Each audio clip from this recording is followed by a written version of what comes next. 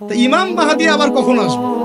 আমরা তো বুঝলাম ইমাম মাহদী আসবেন, তারপরে দাজ্জাল, তারপরে ঈসা আলাইহিস সালাম, তারপরে খেলাফত, এই তো।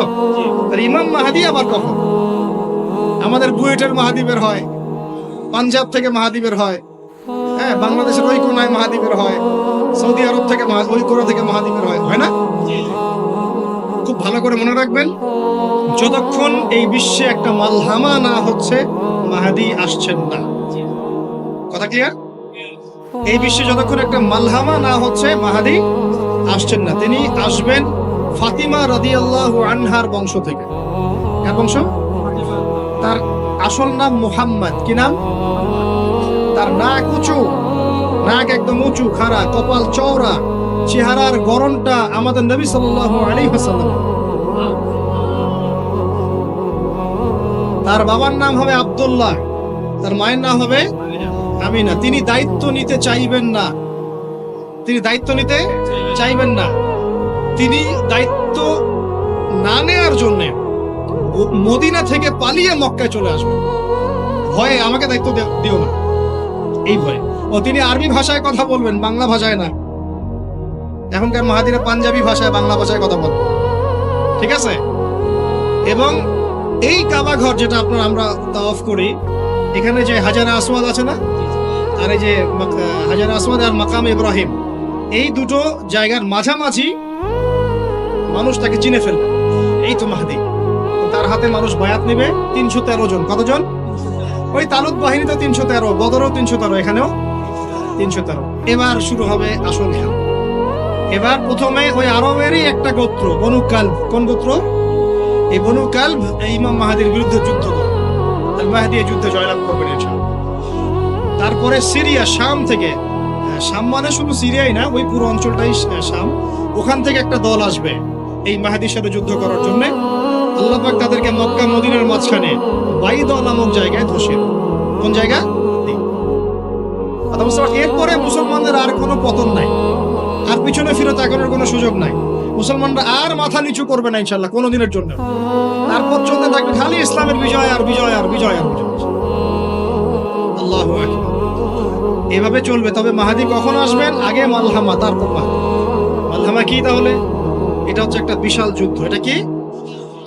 কেমন যুদ্ধ? নবীজি বলেছেন, এই রোমকরা, ইউরোপিয়ানরা তোমাদের সাথে অচিরেই চুক্তি ভঙ্গ করবে এবং 80টা পতাকা নিয়ে তোমাদের বিরুদ্ধে ওরা যুদ্ধ করবে। এই মালহামাটা হবে ইরাকের ফোরাত নদীর নিচেই হোক আর পাশেই হোক, আল্লাহ ভালো জানেন।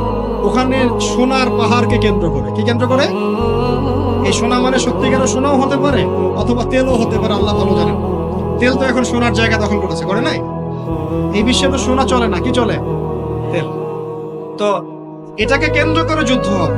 নবীজি বলেছেন ওই যুদ্ধে এত ভয়াবহ হবে যে 100 জন যোদ্ধার মধ্যে 99 জনই মারা যাবে না। একটু মাথা খাটান যে এমন কোন যুদ্ধ কি হয়েছে পৃথিবীতে যেটাতে 100 জনের মধ্যে 99% মারা গেছে? তার মানে এটা হয়নি এখনো। আর একটা যুদ্ধে এত পার্সেন্ট মানুষ কিভাবে মরতে পারে? যদি সেটা ঢাল তলোয়ারের যুদ্ধ হলে কি মরতে পারে? নিশ্চয়ই এমন কোন অস্ত্র সেখানে প্রয়োগ করা হবে যাতে একাধারে অনেক মানুষ তাড়াতাড়ি মারা যায়। এটা এই অস্ত্র এখনকার যুগের কি অস্ত্র? নিউক্লিয়ার ওয়েপন্স হতে পারে, হতে পারে যদি এই যুগে সেটা হয়। আর যদি আল্লাহ পাক এটাকে আবার পূর্বের অবস্থায় নিয়ে যান, সেটাও হতে পারে, আল্লাহ ভালো জানেন। আমরা এটাকে ইন্টারপ্রিটেশন বলছি, এটা সঠিক হতে পারে, বেঠিক হতে পারে, অ্যাটলিস্ট একটা ধারণা তো পাচ্ছি। তারপর এই ইউফ্রেটিস নদীর এই সোনার পাহাড়কে কেন্দ্র করে এটা ঘটনা ঘটে। আল্লাহ নবী আরো বলেছেন সাল্লাল্লাহু আলাইহি ওয়াসাল্লাম, মুসলমানরা, আমাদের কথা বলছে, মুসলমানরা তোমরা যেন সেখানে হাতও না বাড়াও। কোন মুসলমান যেন ওই সোনায় হাতও না বাড়ায়, মানে ওই দিক থেকে আমরা যেন সম্পূর্ণ মুক্ত থাকি। ওরা মারামারি করে শেষ হয়ে যায়, বিশ্বটা হয়তো সংক্ষিপ্ত হয়ে আসতে পারে। যদি এরকম কোনো ম্যাসিভ নিউক্লিয়ার যুদ্ধ হয়ে যায়, যেটার আশঙ্কা অনেকেই করেন, মিলিটারি অ্যাফেয়ার্স যারা করেন তারা করেন, পলিটিক্স যারা করেন তারা করেন, এবং এই জায়নিস্টরা চাচ্ছে, এই জায়নিস্টরা খুব করে চাচ্ছে বিশ্বে এমন একটা যুদ্ধ লাগুক। একবার ইউক্রেন রাশিয়ার ইস্যু তুলে দেয়, একবার সিরিয়ার ইস্যু তুলে দেয়, একবার আফগান ইস্যু তুলে দেয়, একবার ইরাকে ইস্যু তুলে দেয়, একবার প্রথম বিশ্বযুদ্ধ লাগায়, একবার দ্বিতীয়টা লাগায়। ওরা খুব করে চাচ্ছে যেন আরো একটা লাগে। এবার যদি লাগে তাহলে এটা কনভেনশনাল যুদ্ধ হবে না, এটা দেখবেন একটা নিউক্লিয়ার যুদ্ধ হয়ে গেছে। সেটা হয়ে গেলে ওয়ার্ল্ডের আয়তন আর এমন থাকবে কিনা আল্লাহ ভালো জানে। এগুলো ভাবতে হবে, আমাদের করণীয় ফিক্স করতে হবে। আর আমরা কি করছি বললাম, ওই যে নেইমার দিকে ফুটবল খেলছি। আমরা কি করছি, আমরা মাশাআল্লাহ তেল বিক্রি করছি ওদের কাছে, আমরা ওদের কাছ থেকে পেট্রো ডলার চুক্তি করেছি, ওদের সাথে বন্ধুত্ব করার চেষ্টা করছি। আর আল্লাহ পাক কোরআনে বলেছেন লা তাত্তাখিযুল ইয়াহুদা ওয়ান নাসারা আউলিয়া, ওই আয়াতটা থাক, ওটা খালি তেলাওয়াতের জন্য, আমল করার জন্য না। আমার কথা কি বুঝতে পারছেন? ওলামায়ে কেরাম তো নিশ্চয়ই বুঝতে পারছেন। তো এখন আমি যে বললাম যে সুদভিত্তিক অর্থনীতির সাথে আমরা যেন সম্পৃক্ত না হই, হারাম না খাই, ঘুষ না খাই, বা হারাম রিজিকে না যাই, তাহলে ইবাদত কবুল হবে না। আদতে আমরা সবাই কোনো না কোনো ভাবে সুদ খাচ্ছি, কারণ পুরো সিস্টেমটাই সুদভিত্তিক। এখন এখান থেকে আমাদের উদ্ধারের পথ কি? একটা আয়াত আমি বলতে চাই, যেটাতে আপনি আশ্বস্ত হবেন কিছুটা। আল্লাহ পাক বলেছেন সূরা তালাকের মধ্যে, ফাত্তাকুল্লাহা মাস্তাতা'তুম, ফাত্তাকুল্লাহা মাস্তাতা'তুম, তোমরা সাধ্যমতো আল্লাহকে ভয় করো। মানে ইচ্ছা করে আপনি সুদের সাথে সম্পৃক্ত হবেন না, অনিচ্ছাকৃত যদি লেগে যায় গায়ে ছিটা ফোটা, আল্লাহ মাফ করে দিবেন ইনশাআল্লাহ। তাহলে ভাই আমরা যে মুসলিম পরিবারে জন্ম নিয়েছি, শুকরিয়া আদায় করতে হবে কিনা? তাহলে নামাজ পড়বো কিনা, রোজা রাখবো কিনা, পর্দা করবো কিনা, আমাদের পরিবারকে পর্দা রাখবো কিনা, বাচ্চাদেরকে আমরা কোরআন সুন্নাহ শেখাবো কিনা, আমরা নফল ইবাদত বাড়াবো কিনা, যাকাত দিব কিনা। বাংলাদেশে কিচ্ছু লাগবে না, কোনো বৈদেশিক ঋণেরও দরকার নাই, শুধু আপনারা যাকাত দেওয়া শুরু করেন। আমাদের স্যার আছে এখানে, উনি এই কথাগুলো আর উঁচু লেভেল পর্যন্ত পৌঁছাতে পারবেন, আমরা তো সব জায়গায় পৌঁছাতে পারবো না। কোনো বৈদেশিক ঋণের দরকার হবে না যদি আমি যাকাত দেওয়া শুরু করি। যাকাতের খাত কয়টা? 8টা। কয়টা? 8টা।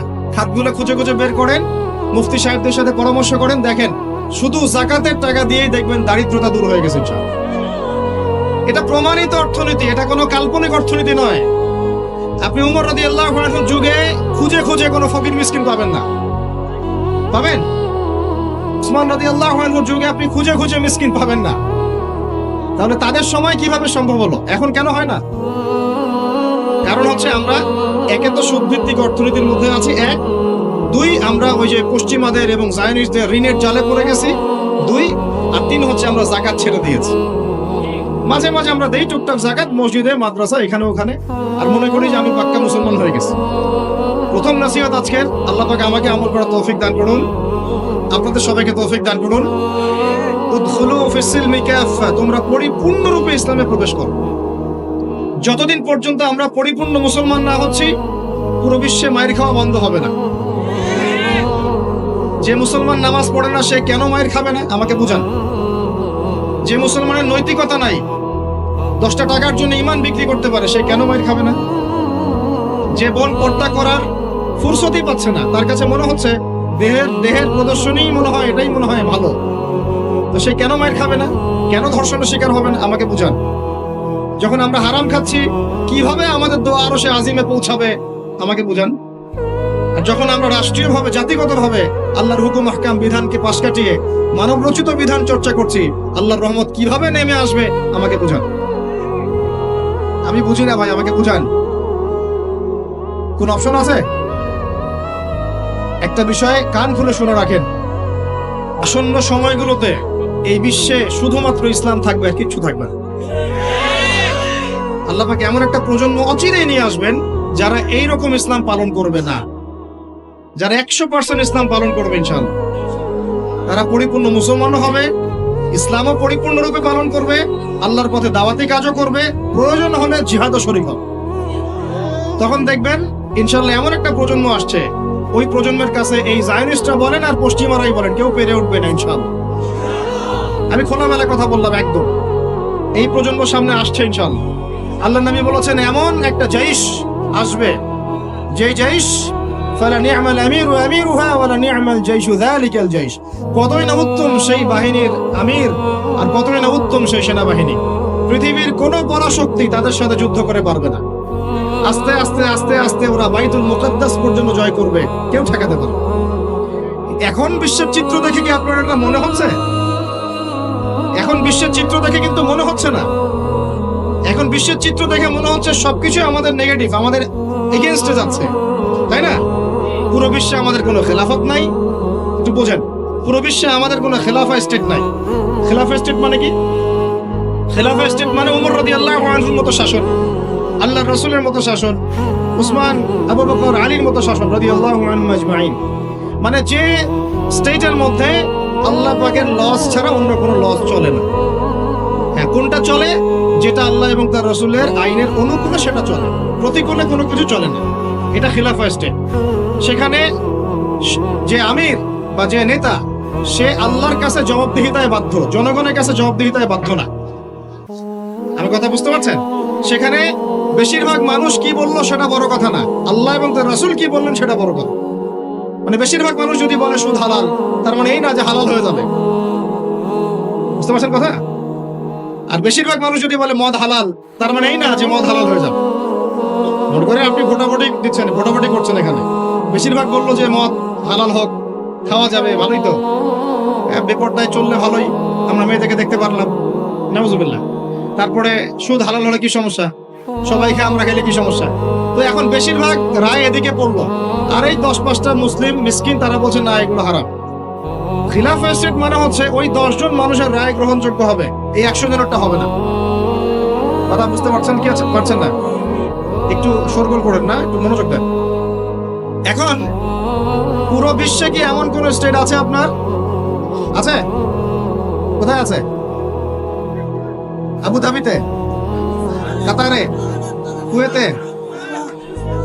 এই মাশাআল্লাহ, একটা কথা বলেছেন, খোরাসান এখানে ট্রাই করছে। কত বছর যুদ্ধ করলো? 20 বছর।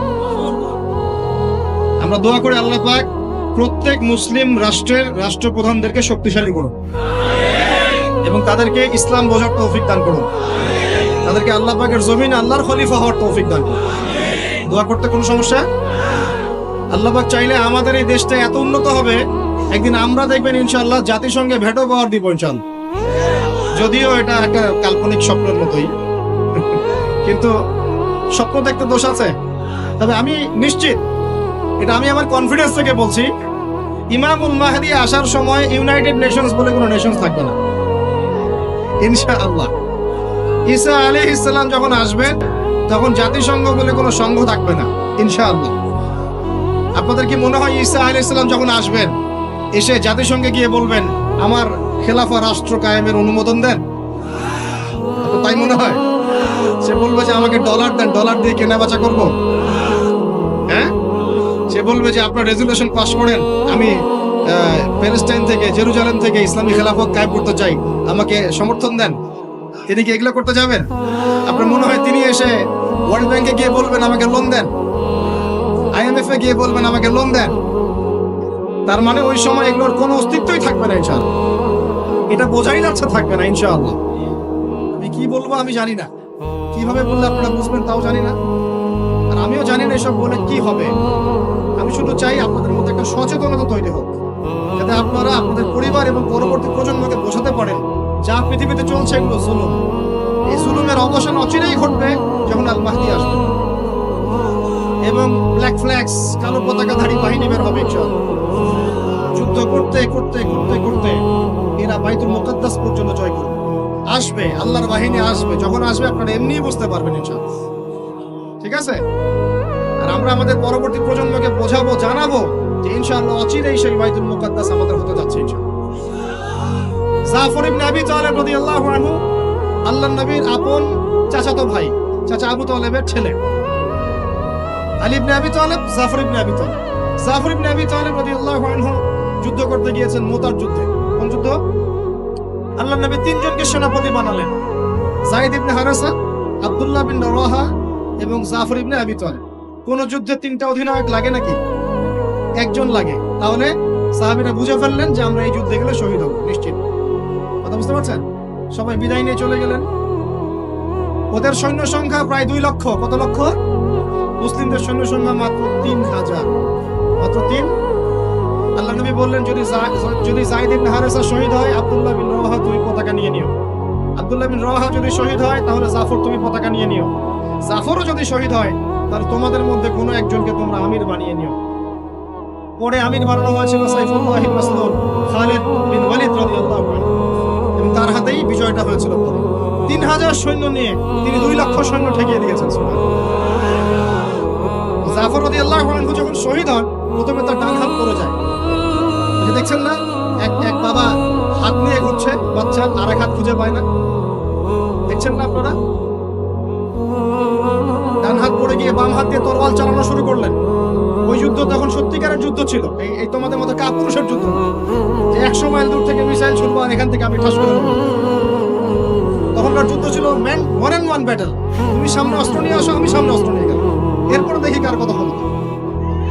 এমন ছিল না বিষয়টা, ওয়ান অ্যান্ড ওয়ান ব্যাটেল ছিল। আর তখন সাহাবীরা ছোটবেলা থেকে এগুলোতে প্রশিক্ষিত ছিলেন। নতুন না বিষয়টা, তারা ছোটবেলা থেকেই প্রশিক্ষিত ছিলেন, তীরন্দাজ ছিলেন, ঘোড়সাওয়ার ছিলেন, তখনকার যুগের প্রেক্ষাপট। তারপর তিনি বাহাতে তরোয়াল চালানো শুরু করলেন, এক পর্যায়ে বাহাতে পড়ে গেল। এরপর এই থুতনি দিয়ে তিনি পতাকাটা ধরে রাখছেন। এভাবে মুতার যুদ্ধের ইতিহাসটা পড়ে দেখেন, থুতনি দিয়ে এভাবে পতাকাটা ধরে রাখছেন। পতাকার মান, পতাকার সম্মান। আর সেই পতাকা আমাদের হাত থেকে পড়ে গেল, আরবের লোকজন তাকায় তাকায় দেখতেছে, সারা মুসলিম বিশ্ব তাকায় তাকায় দেখতেছে। এই গুনাহের ভার আল্লাহর কসম আপনার আমার সবার উপর বর্তাবে, কোনো উপায় নাই, সবার উপর বর্তাবে। আল্লাহ যেন মাফ করেন, আল্লাহ পাক মাফ করবেন না। আমি আল্লাহকে চিনি, আল্লাহ পাক মাফ করবেন না এভাবে, যতক্ষণ পর্যন্ত না আল্লাহ পাক একবার হিসাব নিচ্ছেন।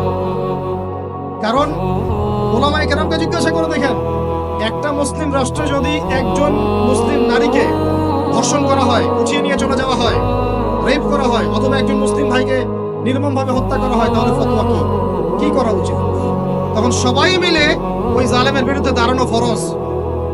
যদি সে দাঁড়াতে না পারে, তার প্রতিবেশী দাঁড়াবে, সে না পারলে তার প্রতিবেশী দাঁড়াবে, আর যখন সেও পারবে না, পুরা উম্মাহ একসাথে মিলে দাঁড়াতে হবে। সেটা কি হয়েছে? করতে পেরেছি? পতাকা ধরে রাখলেন এইভাবে, পতাকা পড়তে দিলেন না।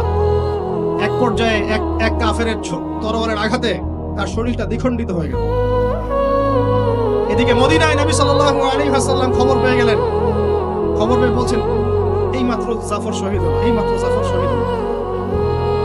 সুবহানাল্লাহ। তখন তিনি, তার চোখ দিয়ে পানি পড়ছে, তিনি জাফরের বাসায় চলে গেলেন, ছুটে চলে গেলেন জাফর ইবনে আবি তালেবের বাসায়। তার ছোট ছোট বাচ্চা ছিল। আপনার আমার বাচ্চা নাই?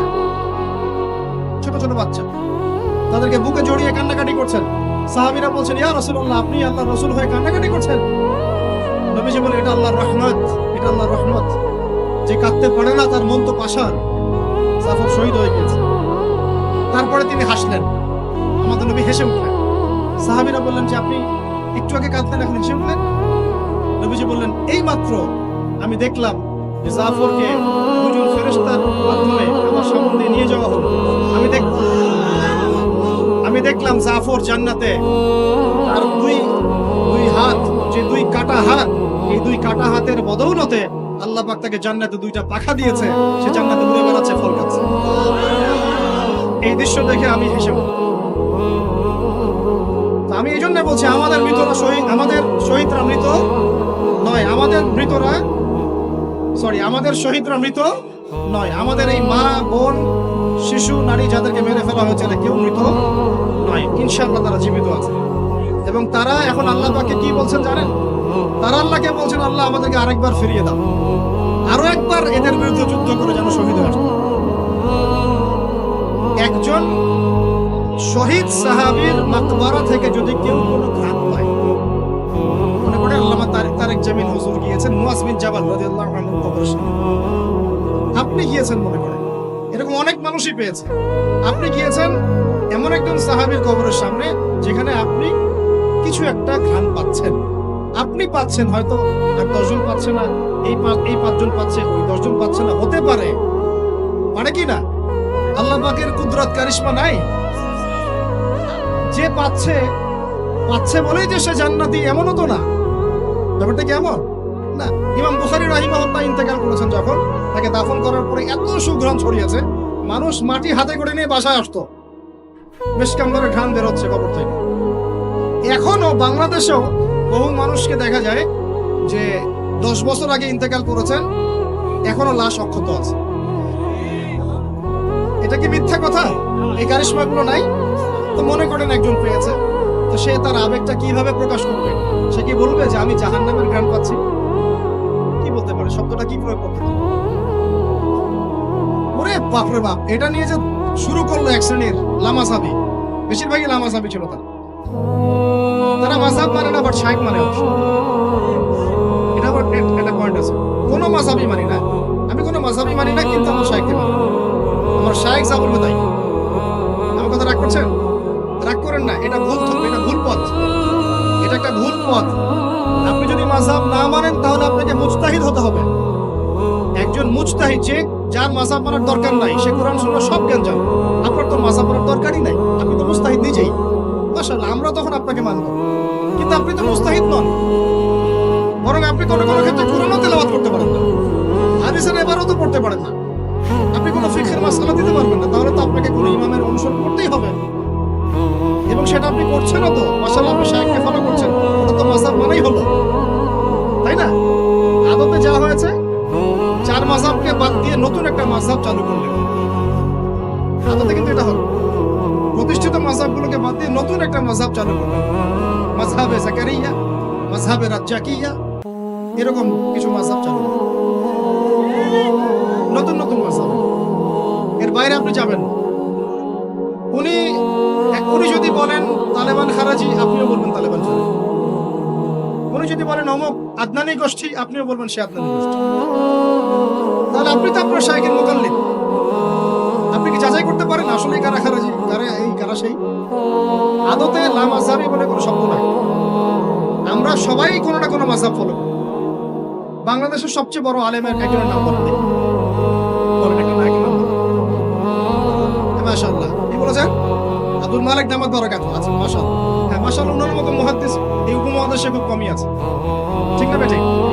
এবং উনি এত বড় মানুষ হওয়ার পরেও কি তিনি নিজে কোনো মাযহাব চালু করেছেন, নাকি তিনিও একটা মাযহাবকে ফলো করেন? এখন আপনি আমি তো কোরআনই পড়তে পারি না, হাদিসও বুঝি না, মাসলা মাসাইলও জানি না, ফিকহ বুঝি না, 2-3-4টা চটি বই পড়ে আপনি মুস্তাহিদ হয়ে গেলেন? মূলত এটা হয়ে গেল শায়েখ পূজা। কি হলো? আপনি কোনো শায়েখকে ফলো করেন, আমি আপনাকে দোষ দিচ্ছি না, নেগেটিভ বলছি না, কিন্তু আপনাকে লিবারাল থাকতে হবে, ওপেন মাইন্ডেড হতে হবে। এমন না যে সে যদি ভুল বলে সেটাই মেনে নিবেন। এখন মূল কথাটা আসেন, এই যে শুরু করলো ঘ্রাণ, জান্নাতের ঘ্রাণ পেয়েছে। আরে বাপ রে বাপ, জান্নাতের ঘ্রাণ দুনিয়া থেকে পাওয়া যায় না, এই সেই। তখন মনে হচ্ছিল যে আল্লাহ, এই মিডিয়াগুলোর চাইতে আমাদের বড় শত্রু মনে আর কেউ নাই। ঠিক আছে, নামাজের আপনাকে গুরুত্ব বুঝাচ্ছিলাম। যে কোনো মক্তবে হোক, মাদ্রাসায় হোক, ওলামা এখানে এগুলো বুঝান, আমাদেরকে শিখিয়েছেন ছোটবেলায়। যখন নামাজ পড়বা তখন প্রত্যেকটা সেন্টেন্স সুন্দর করে বলো যে ইয়্যাকা না'বুদু ওয়া ইয়্যাকা নাস্তাঈন, স্পষ্ট করে সুন্দর করে বলো, তাড়াহুড়া করো না। এখন আপনি মনে করেন বলছেন ইয়্যাকা না'বুদু ওয়া ইয়্যাকা নাস্তাঈন, এখানে কানা বলে কোনো শব্দ আছে? বলেন তো, কথাটা বুঝেন কি? শব্দটা ইয়্যাকা, শব্দটা কি? ইয়্যাকা একটা শব্দ, না'বুদু একটা শব্দ, ওয়া ইয়্যাকা একটা শব্দ, নাস্তাঈন একটা শব্দ। তো আপনি পড়ছেন ইয়্যাকা না'বুদু, ইয়্যাকা না'বুদু, এই কানা মানে আবার কে? শব্দটা হচ্ছে ইয়্যাকা না'বুদু, ইয়্যাকা না'বুদু ওয়া ইয়্যাকা নাস্তাঈন। এখন আমাদেরকে শেখানো হচ্ছে, ছোটবেলা থেকে শিখেছি যে সুন্দর করে তারতিলের সাথে কোরআন তেলাওয়াত করবে, যাতে প্রত্যেকটা শব্দের পার্থক্য বোঝা যায়। আপনি বলছেন, ধরেন কথার কথা, আপনি বলছেন, আমি বলছি আল্লাহু আকবার, আল্লাহু আকবার। এখন কেউ বলছে আল্লাহু আকবার, আল্লাহু আকবার, শব্দটা কি হু আকবার না আল্লাহু আকবার? একটা সৌন্দর্য আছে না? এইটাই বুঝাচ্ছিলাম যে সামিআ আল্লাহু লিমান হামিদা, সামিআ আল্লাহু লিমান হামিদা। এই বাপ রে বাপ, কি দিয়ে শুরু করলো! তখন মনে হচ্ছে সংসদে বিল পাস করা খালি বাকি রাখছে, এটা সংসদ পর্যন্ত নিয়ে যাবে, এটা মনে হচ্ছিল আমার কাছে। হায় রে বাঙালি জাতি! ভাই, মূল কথা আজকের লেকচারের, পুরো বিশ্বে আমাদের অবস্থা ভালো না, মূল জায়গায় থাকবেন, শাখা প্রশাখায় যাবেন না। আমাদের মূল জায়গা হচ্ছে পরিপূর্ণ ইসলাম পালন করব, নিজে করব, আমার পরিবারে প্রতিষ্ঠা করব ইনশাআল্লাহ, আমার বাচ্চাদের মধ্যে প্রতিষ্ঠা করব ইনশাআল্লাহ। আমরা উলামায়ে কেরামের মধ্যে কোনো বিভক্তি সৃষ্টি করব না, আমরা ইস্যু পাগল হব না, আমরা মাজলুমের পক্ষে থাকব, আমরা জালেমের বিপক্ষে থাকব। মুনাফিকদের সাথে কোনো আপোষ নাই, জালেমদের সাথে কোনো আপোষ নাই। আমরা উম্মার ঐক্যের চেষ্টা করব, বিভক্তির দিকে যাব না। আমরা হালাল খাবো, আমাদের উপরে যারাই গভর্নমেন্টে আসুক আমরা আনুগত্য করব, আমরা আনুগত্য করব, আমরা তাদের সাথে বিদ্রোহে যাব, তাদেরকে ওয়াজ নসিহত করব, বোঝানোর চেষ্টা করব এবং জাতিগত ঐক্য ধরে রাখবো। হ্যাঁ, তারা যদি সরাসরি ইসলামের বিরুদ্ধে চলে যায় তখন যা করার তাই করবো, কিন্তু সরাসরি কি তারা ইসলামের বিরুদ্ধে যাচ্ছেন? যাচ্ছেন। অতএব এখানে আমরা কোনো ফাসাদ সৃষ্টি করবো না, কোনো দরকার নাই ভাই। মুসলিম মুসলিম মারামারি করে এগুলো শহীদ না, মুসলিম মুসলিম লাঠি বৈঠা নিয়ে মারামারি করে এগুলো শহীদ হবে না, সাবধান, এটা সঠিক পথ নয়। তবে আমরা অবশ্যই অবশ্যই তাদেরকে নসিহত করবো, দোয়া করবো, জাতিগত ঐক্য ধরে রাখবো এবং আমাদের লক্ষ্য আমরা স্থির রাখবো। আমাদের লক্ষ্যটা কি ভাই? ওই বাইতুল মুকাদ্দাস। লক্ষ্যটা কি? বাইতুল মুকাদ্দাস। ইনশাআল্লাহ পুরো বিশ্ব থেকে আস্তে আস্তে জালেমদের পতন ঘটবে ইনশাআল্লাহ, মাজলুমের রক্ত বৃথা যাবে না ইনশাআল্লাহ। ইনশাআল্লাহ আমাদের শহীদরা মৃত নন ইনশাআল্লাহ, তাদেরকে রিজিক দেওয়া হচ্ছে। আমরা সবাই মন খুলে দোয়া করবো তাদের জন্য। এখন কনক্লুশনে আসি, বিশ্বের এই অবস্থায় আমাদের অবস্থাটা কি একটু দেখাই, তারপর শেষ করে দিই। একটু বসেন 10টা মিনিট খালি মনোযোগ দেন। আমাদের অবস্থা কি দেখেন? পুরো বিশ্বে কি আমাদের খেলাফা আছে? বললাম নাই। পুরো বিশ্বের অর্থনৈতিক শক্তি আমাদের হাতে আছে? রাজনৈতিক ক্ষমতা আমাদের হাতে আছে? বৈশ্বিক রাজনৈতিক ক্ষমতা আছে? নাই। আমাদের কি মিডিয়াগুলো সব স্বতন্ত্র, নিজের স্বাধীন? আমাদের কি এই পারমাণবিক অস্ত্রশস্ত্র ওয়েপন্স আছে? আছে ভাই? নাই। আমাদের কি ঐক্যবদ্ধ জাতির একটা নেতা আছে? মানে আমি ওয়ানজেলা এরকম কিছু আছে? নাই। এখন এই অবস্থায় আমরা যদি আমাদের অবস্থানকে উন্নত করতে চাই, বিশৃঙ্খলা করে না, একটু বসেন, জাস্ট 5টা মিনিট বসেন, শেষ করে দিচ্ছি। একটু পরে দোয়া হবে, তারপরে আমরা যাবো। এই অবস্থায় আমরা কি চাই? আগে আমাকে বলেন, আমরা কি চাই যে আমাদের অবস্থা আগের মতো হোক? আগের মতো বলতে রাসূলের যুগের মতো, সাহাবীদের যুগের মতো আমরা কি চাই আমাদের অবস্থা আবার সেরকম হোক? তাহলে ভাই সর্বপ্রথম আমাদের সবাইকে ইলম অর্জন করতে হবে। রাজি আছে কিনা? পড়াশোনা করতে রাজি আছে কিনা? ইনশাআল্লাহ সবাই কোরআন তেলাওয়াত শিখবো ইনশাআল্লাহ। রাজি আছে কিনা? সবাই কোরআনের অর্থ পড়বো। রাজি আছে কিনা? প্রতিদিন কমপক্ষে 5টা করে হাদিস পড়বো। রাজি আছে কিনা? বাংলাদেশের বরেণ্য উলামায়ে কেরামদের সাথে সোহবতে থাকবো। রাজি আছে কিনা? আমরা সবাই হালাল খাবো ইনশাআল্লাহ। রাজি আছে কিনা? হারাম থেকে দূরে থাকবো। রাজি আছে কিনা? আমাদের পরিবারে আমরা বেপরদামি ঢুকতে দিব না। রাজি আছি? আমাদের সন্তানদেরকে মানুষ করবো। রাজি আছি? আমরা আমাদের এই সমাজের মধ্যে মানব সৃষ্ট কোনো ফাসাদ সৃষ্টি করবো না। রাজি আছি ইনশাআল্লাহ? আমরা মুসলিম উম্মার নির্যাতিত ভাই বোনদের জন্য দোয়া করবো। রাজি আছি কিনা? তাদের জন্য আল্লাহর দরবারে কান্নাকাটি করবো। রাজি আছি কিনা? আমরা উম্মার মাঝে কোনো বিভক্তি সৃষ্টি করবো না। রাজি আছি কিনা? আমরা সবাই মিলে দ্বীনের দাওয়াতি কাজ করবো। রাজি আছি কিনা? আমরা সবাই মিলে প্রয়োজনে আল্লাহর দ্বীনের জন্য জিহাদ করবো। রাজি আছি কিনা? আল্লাহ পাক আমাদের সবাইকে যেন কবুল করেন, আমিন। শেষ কথা শুনে রাখেন, এই জুলুম চিরস্থায়ী হবে না। এই বাংলাদেশ ঈসা আলাইহিস সালাম শাসন করবে ইনশাআল্লাহ। আপনারা ইলেকশন করেন, হরতাল করেন, এই করেন সেই করেন, আমার কথাটা ছোট ভাই হিসেবে বিশ্বাস করেন। আমি কোনো দলের মানুষ না, আমি সবার শুভাকাঙ্ক্ষী। এই বাংলাদেশ ঈসা আলাইহিস সালাম শাসন করবে ইনশাআল্লাহ। এই ভারত ঈসা আলাইহিস সালাম শাসন করবে। এই জেরুজালেম ঈসা আলাইহিস সালাম শাসন করবে। এই আরবের যত কান্ট্রি দেখতেছেন সবগুলো ঈসা আলাইহিস সালাম শাসন করবে। তার আগ পর্যন্ত আপনারা এই খেলা চালাতে থাকেন, কোনো লাভ নাই। আস্তে আস্তে সব শেষ হয়ে যাবে। এখন একটা মজার প্রশ্ন, এই প্রশ্নটা দিয়ে শেষ করি। তো ইমাম মাহদী আবার কখন আসবে? আমরা তো বুঝলাম ইমাম মাহদী আসবেন, তারপরে দাজ্জাল, তারপরে ঈসা আলাইহিস সালাম, তারপরে খেলাফত, এই তো। আর ইমাম মাহদী আবার কখন? আমাদের বুয়েটের মাহদী বের হয়, পাঞ্জাব থেকে মাহদী বের হয়, হ্যাঁ, বাংলাদেশের ওই কোনায় মাহদী বের হয়, সৌদি আরব থেকে ওই কোনা থেকে মাহদী বের হয়, হয় না? খুব ভালো করে মনে রাখবেন, যতক্ষণ এই বিশ্বে একটা মালহামা না হচ্ছে মাহদী আসছেন না। কথা ক্লিয়ার? এই বিশ্বে যতক্ষণ একটা মালহামা না হচ্ছে মাহাদি আসছেন না। তিনি আসবেন ফাতিমা রাদিয়াল্লাহু আনহার বংশ থেকে। কার বংশ? তার আসল নাম মুহাম্মদ। কি নাম? তার নাক উঁচু, নাক একদম উঁচু খাড়া, কপাল চওড়া, চেহারার গড়নটা আমাদের নবী সাল্লাল্লাহু আলাইহি ওয়াসাল্লাম। তার বাবার নাম হবে আব্দুল্লাহ, তার মায়ের নাম হবে আমিনা। তিনি দায়িত্ব নিতে চাইবেন না, তিনি দায়িত্ব নিতে চাইবেন না। তিনি দায়িত্ব না নেওয়ার জন্য মদিনা থেকে পালিয়ে মক্কায় চলে আসবেন। ভয়ে আমাকে দায়িত্ব দিও না, এই ভয়ে। ও তিনি আরবি ভাষায় কথা বলবেন, বাংলা ভাষায় না। এখনকার মাহাদিরা পাঞ্জাবি ভাষায়, বাংলা ভাষায় কথা বল, ঠিক আছে? এবং এই কাবা ঘর যেটা আমরা তাওয়াফ করি, এখানে যে হাজারে আসওয়াদ আছে না, আর এই যে হাজারে আসওয়াদ আর মাকাম ইব্রাহিম, এই দুটো জায়গার মাঝামাঝি মানুষ তাকে চিনে ফেলবে। এই তো মাহদি। তার হাতে মানুষ বায়াত নেবে 313 জন। কতজন? ওই তালুত বাহিনীতে 313, বদরও 313, এখানেও 313। এবার শুরু হবে আসল খেলা। এবার প্রথমে ওই আরবেরই একটা গোত্র বনু কালব। কোন গোত্র? এই বনু কালব এই ইমাম মাহাদির বিরুদ্ধে যুদ্ধ করবে। আল মাহদি এই যুদ্ধে জয়লাভ করবেন ইনশাআল্লাহ। তারপরে সিরিয়া, শাম থেকে, শাম মানে শুধু সিরিয়াই না, ওই পুরো অঞ্চলটাই শাম, ওখান থেকে একটা দল আসবে এই মাহদির সাথে যুদ্ধ করার জন্য। আল্লাহ পাক তাদেরকে মক্কা মদিনার মাঝখানে বাইদা নামক জায়গায় ধসিয়ে দেবে। কোন জায়গা?